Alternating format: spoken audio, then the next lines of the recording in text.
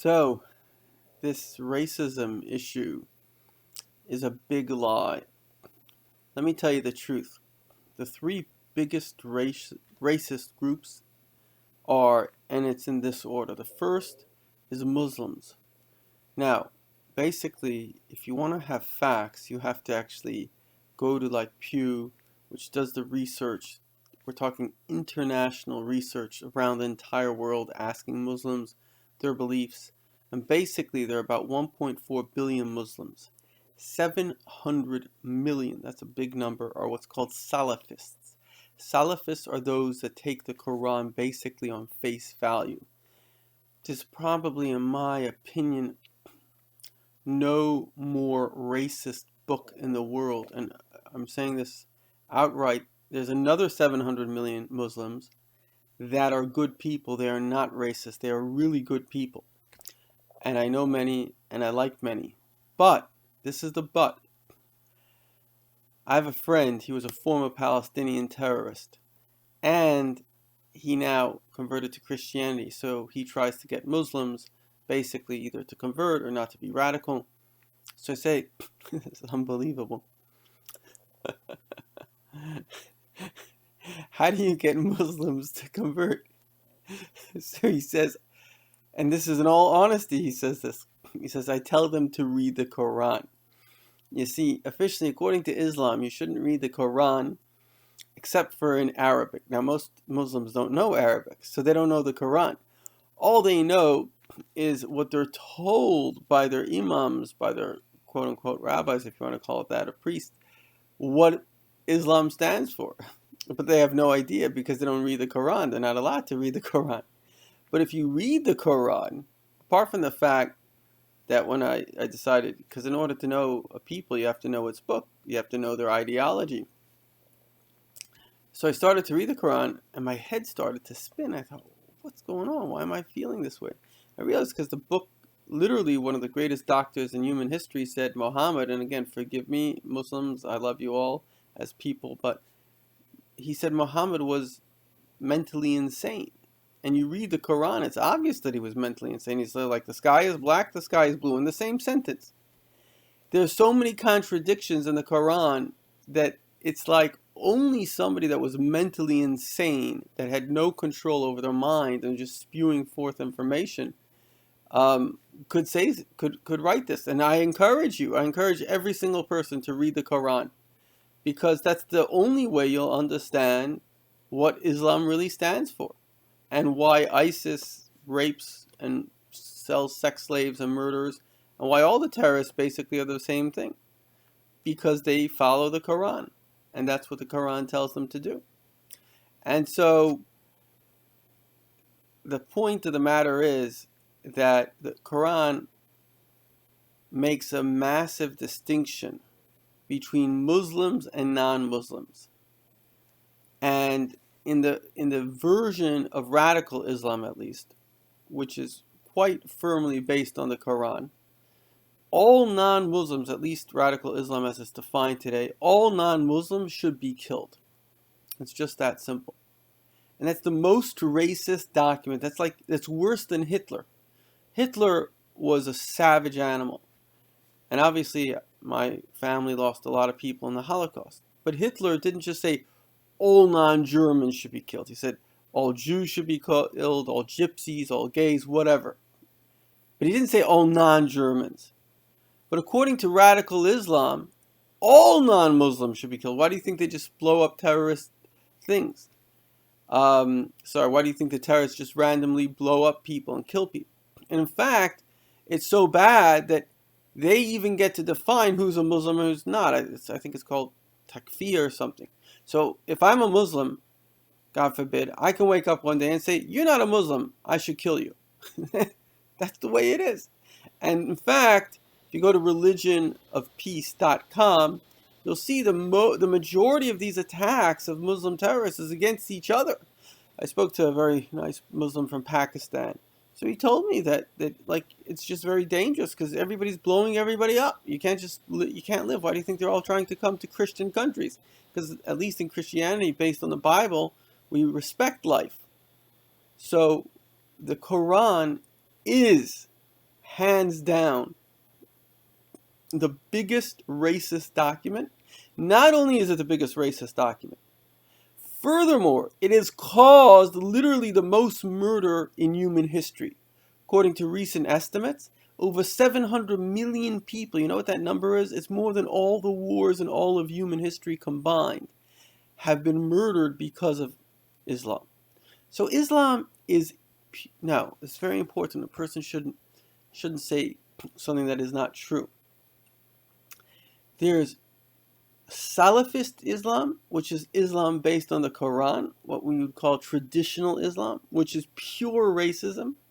Pure, I shouldn't say it's pure evil because it's not pure evil, because there are parts of it that are actually quite good, right? So I don't want to make this whole thing into an Islamic thing. This is about who the real racists are. But it is to say you can't take away, for example, one of the pillars of Islam is to give 2.5% of your money to charity. That's a good thing, as long as you're not giving it to killing people, but you're giving it to help people. That's a really good thing.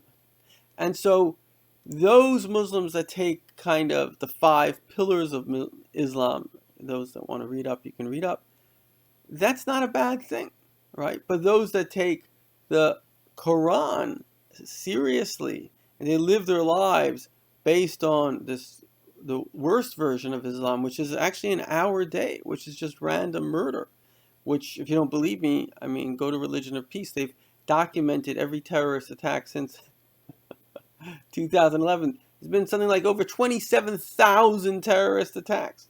Hundreds of thousands, mainly Muslims, have been murdered.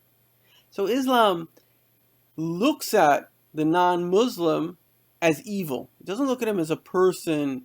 He looks at him as evil. You're not Muslim, you're evil. So it's just a question, do we keep you as a second-class citizen?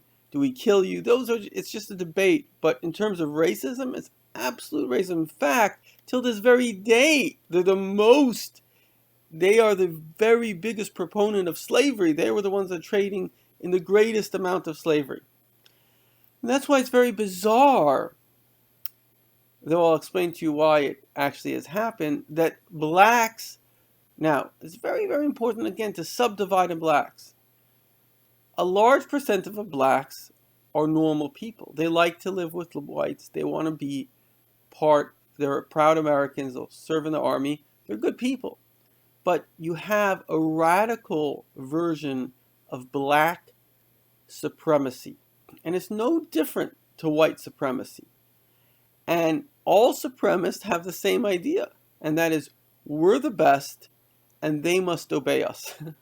Right? We're the best. It's just narcissism with a group. That's all it is. And the black radicals are pure evil. That's what they are. Just like you would say the white, neo-Nazis are evil, the black radicals are equally evil. There's no difference in the evil, because they're both condemning the other group automatically. We're the good one. And by the way, Obama was a major supremacist. I don't know if you would, the guy had so many shades, it's difficult to point exactly who he was. But one thing's for sure, he was a major narcissist. And he believed he's God and everybody should listen to whatever he says. And amazingly, 17% of America, these are otherwise normal people, are his cult followers. And this is, again, based on Pew Research. And 45%, most important part, Democratic Party. They're Obama cult followers. Whatever he says is like the word of God to them. Because those who have no religion, they have no knowledge of truth. So any demigod could come around and says, I'm the truth. Okay, you're the truth, fine. So they just take on whatever he says. And this very interestingly, is the third type of racists. And these are not the kind of radical, let's call it white supremacists, which what I see is very few actually, or the radical blacks, which again are very few. The majority are normal, but they're making all this noise in the name of all the blacks. And then you have basically the morons. The morons are the like all these guys that like took over the city in Seattle, and they were mainly whites, right? They're mainly, I don't want to label people, So we're just going to call them morons. But there are a lot of morons. 17% of America are morons. Why? They are actually also racist, but they are subconscious racists. Because when you can't say to a black person what I'm saying, which is, what are you talking about? You don't like America? Go to Africa. I lived in Africa for 15 years. You go to Africa for 2 weeks, you'll bless every second that you're living in America.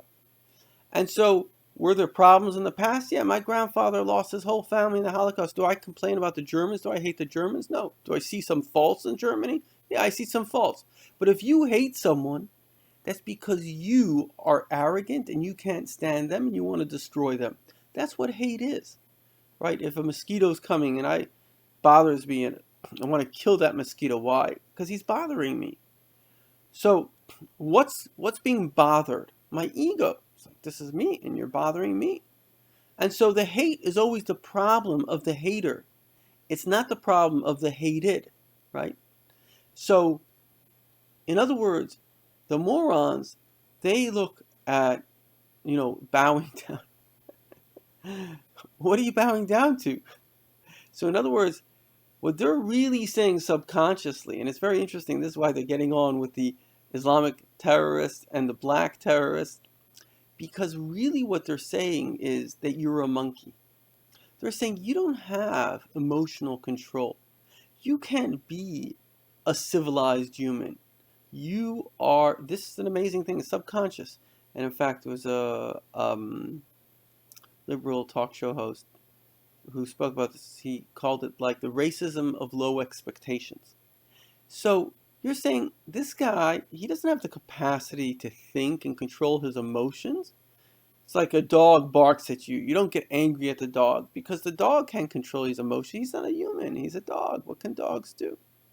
And so the truth of the matter is that's absolutely whatever. I don't want to say the word. Because these Muslims are humans and these blacks are humans. And they have to behave like humans. And if not, they should be put in jail. And if they're terrorists and they're going to kill someone, then the law of God, the same one that's put in 10 Commandments, don't kill, says murder people before they murder others. And that's the job of society, and certainly the job of the President of the United States, certainly the job of law enforcement, is to protect the innocent from radicals. That's the job of society. And I'll go so far to say if you don't do this job, it's just a matter of time before, God forbid, you're raped, you're murdered, or, unfortunately, the heinous evil of ISIS. They sold these women as sex slaves. I don't even want to say what they went through. But the point of the matter is that